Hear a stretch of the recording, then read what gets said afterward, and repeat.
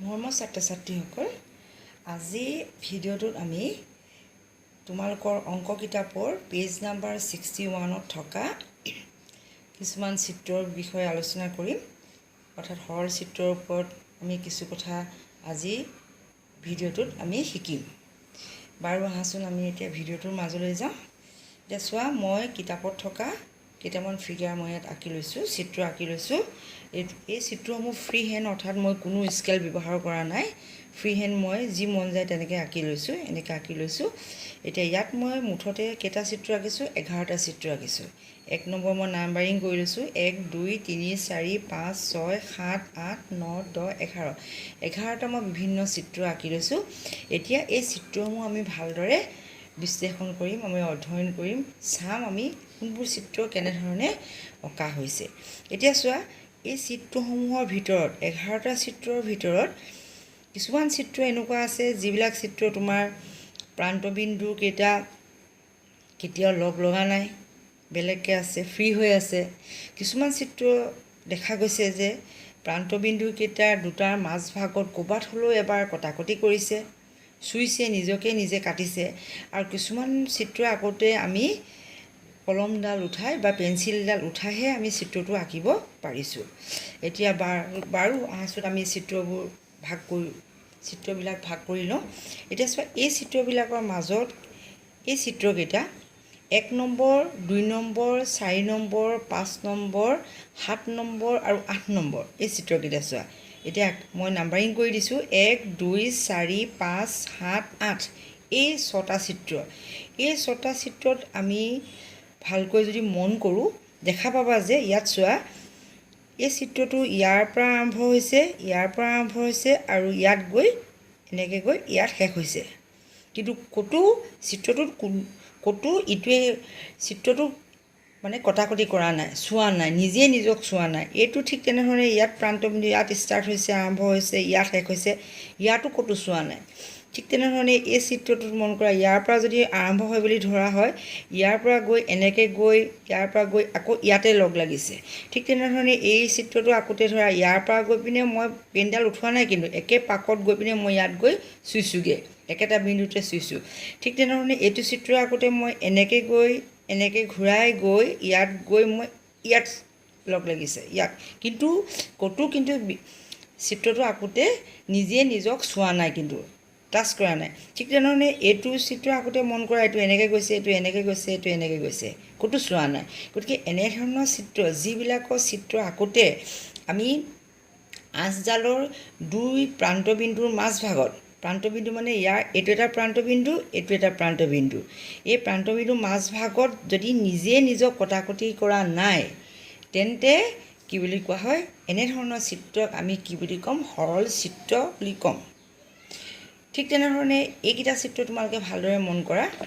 3 number, 6 number, 9 number, 10 number, 11 number এই চিত্ৰবিলাক আঁকোতে কেইটামান চিত্ৰ দেখা গৈছে যে এইটো চিত্ৰ আঁকোতে মন কৰা, ই এনেকৈ গৈ এনেকৈ আহিছে, এই বিন্দুত নিজে নিজক কাটিছে, হ'ল।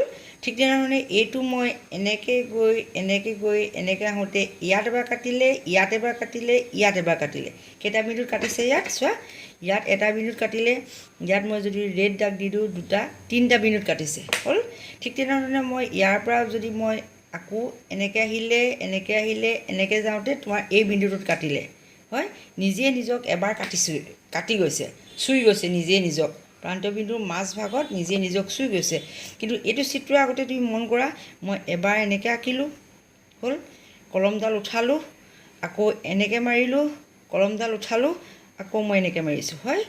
কিন্তু এই প্ৰান্তবিন্দুৰ মাজভাগত তোমাৰ চুই গৈছে, আৰু মই আঁচডাল আঁকোতে তোমাৰ পেনডাল মই উঠাই লৈছোঁ। ঠিক তেনেধৰণে এইটো আঁকোতে এইটোৰ পৰা এইটো আঁকিলোঁ, হ'ল, কলমডাল উঠালোঁ, আকৌ মই ফুটটো দিলোঁ, হয়নে? তাৰমানে তোমাৰ এইটো আঁকোতে কলমডাল মই উঠাই দিবলগীয়া হৈছে। এতিয়া এই চিত্ৰবোৰ যিবিলাকত তোমাৰ প্ৰান্তবিন্দু চিত্ৰবোৰ আঁকোতে 2 প্ৰান্তবিন্দুৰ মাজভাগত কমেও এবাৰ হ'লেও নিজেই নিজক কটাকটি কৰিছে, এবাৰ হ'লেও ইয়াত এবাৰ কাটিছে, ইয়াত 3বাৰ কাটিছে, ইয়াত এবাৰ কাটিছে, যদি কটাকটি কৰে তেনেকুৱা ধৰণৰ চিত্ৰবিলাকক আমি কি বুলি ক'ম? সৰল চিত্ৰ নহয় বুলি ক'ম। হ'ল। এতিয়া তুমি জানিব লাগিব, আমি বিশেষকৈ আলোচনা কৰিম সৰল চিত্ৰৰ ওপৰত। গতিকে তোমালোকে জানিব লাগিব সৰল চিত্ৰ কোনবোৰ হয়? যিবোৰ চিত্ৰ আঁকোতে আমি আঁচডালৰ 2 প্ৰান্তবিন্দুৰ মাজভাগত কেতিয়াও নিজক কেতিয়াও চুই নাযায়, কটাকটি নকৰে, তেনেকুৱা ধৰণৰ চিত্ৰবিলাকক কোৱা হয় সৰল চিত্ৰ। এই সৰল চিত্ৰকেইটা ভিতৰত আমি 6টা সৰল চিত্ৰ পালোঁ। এই সৰল চিত্ৰবিলাকক আকৌ ভালকৈ মন কৰা। ইয়াৰ এইকেইটা চিত্ৰ, এইটো চিত্ৰ কেই নম্বৰ লিখিলোঁ? 1 নম্বৰ, 2 নম্বৰ, 7 নম্বৰ আৰু 8 নম্বৰ। এই চিত্ৰকেইটা মন কৰা। প্ৰান্তবিন্দু, এইটো হৈছে প্ৰান্তবিন্দু আৰু এইটো প্ৰান্তবিন্দু। হ'ল। এই চিত্ৰটোৰ এইটো প্ৰান্তবিন্দু আৰু এইটো প্ৰান্তবিন্দু। এইটো চিত্ৰৰ এইটো প্ৰান্তবিন্দু, এইটো প্ৰান্তবিন্দু। এইটো চিত্ৰৰ এইটো প্ৰান্তবিন্দু, এইটো প্ৰান্তবিন্দু। এতিয়া ইয়াত মন কৰা গৈছে যে প্ৰান্তবিন্দু 2টা, প্ৰত্যেকৰ প্ৰান্তবিন্দু 2টা আছে আৰু 2টা কিন্তু বেলেগকৈ আছে, পৃথককৈ আছে। এইটো ইয়াত আছে, এইটো ইয়াত আছে, এইটো ইয়াত আছে, এইটো ইয়াত আছে, এইটো ইয়াত আছে, এইটো ইয়াত আছে, এইটো ইয়াত আছে, এইটো ইয়াত আছে, অৰ্থাৎ বেলেগ বেলেগকৈ আছে। প্ৰান্তবিন্দু 2টা পৃথককৈ থাকে। তেনেধৰণৰ চিত্ৰক আমি ক'ম খোলা চিত্ৰ, অ'পেন হৈ আছে। ইংৰাজীত কোৱা হয় অ'পেন ফিগাৰ। ঠিক তেনেধৰণে এই 2টা চিত্ৰ মন কৰিবা, 4 আৰু 5।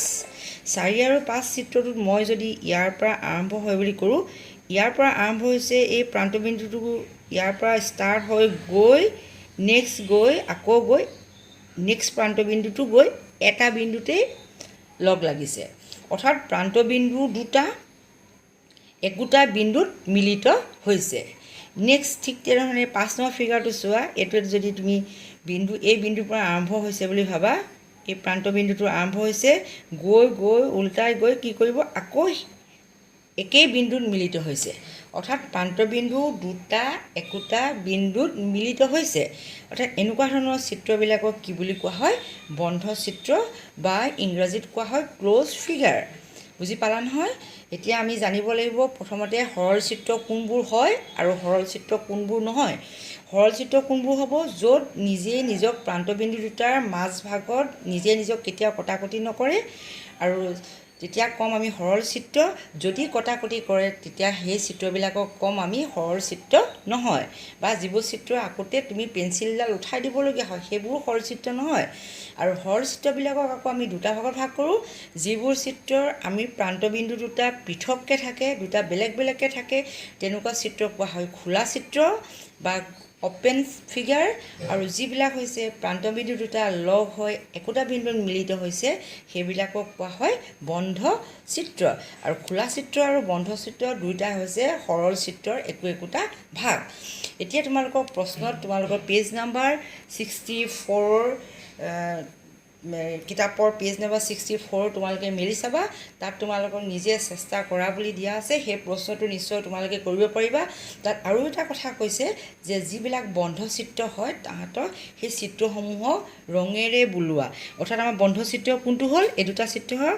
এনেকুৱা চিত্ৰবিলাকৰ ৰঙেৰে বোলাব কৈছে, অৰ্থাৎ আমি এনেধৰণে ৰং কৰি এনেধৰণে ফিল কৰি দিব লাগিব।